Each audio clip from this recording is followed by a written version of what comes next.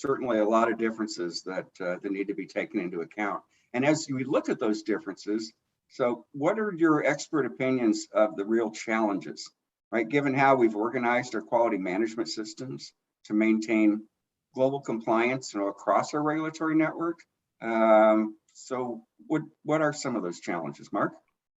Sure. No, thank you, Jerry. So I think one of the areas is the device classification. I think Alison has touched upon that previously. Is now you have a lot of devices that actually been up-classified. So in regards to your quality management system, you now have to account for that risk and that change in risk for your devices.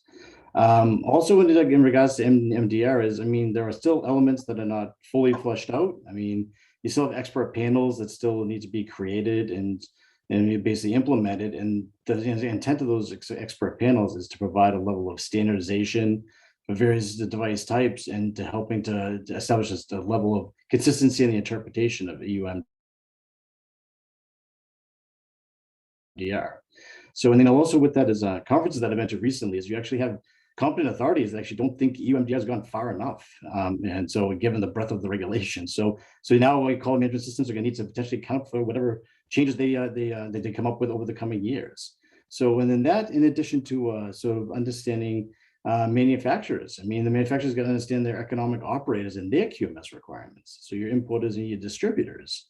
So there's all that level of intertwined relationship, which again goes back to the accountability, intent of EU MDR that they're really trying to force onto manufacturers to really have in place from the quality management system to provide that level of oversight, particularly to improve the product quality issues and show product quality of the devices out there in the marketplace.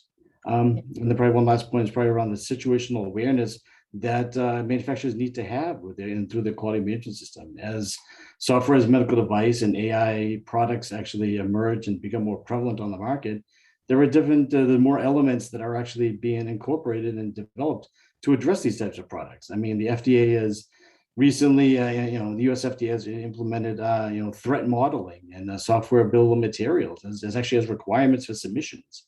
So it could be just a matter of time before EU MDR is actually going to be following that route as well. So to establish a level of consistency amongst different regulatory authorities. So, Alison, what do you have to share about this?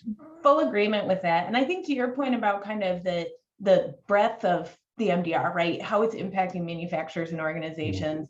One of the things I see folks do when they're looking to start their pathway to the MDR is kind of jump into the technical documentation, which I would kind of caution, make that step 2, right? People see GSPRs and they're like, I'm going to just start with my GSPRs and I'm going to go from there. And that's great. You need to do that. Your technical documentation will really all need to be updated. But I think starting with that QMS piece is really important, right? Because you really need to make sure that you have that infrastructure in place for not just updating your technical file, but the ongoing activities that are required, right? Exactly. And yeah, it's really kind of like a paradigm shift for a lot of folks that there's just more detail that's being required, both in your technical documentation, pre-market, but then TPLC as well, right? And so we're seeing that super clearly in like the CERs and the post-market surveillance. And I think that's one thing where if you do start with your QMS, it actually makes that second piece a lot easier because then you kind of have the form, the format, the structure that's going to support everything that's going into your STED file or your technical file. So I think that that's a place where it is a challenge. It is a huge amount of work or undertaking to kind of make those updates. And it really requires kind of a team approach, right? It's not just one individual within your organization that's going to be able to, update the technical file and get your MDR CE marking under MDR. And so, it's a big undertaking for sure. Totally agree. Yes.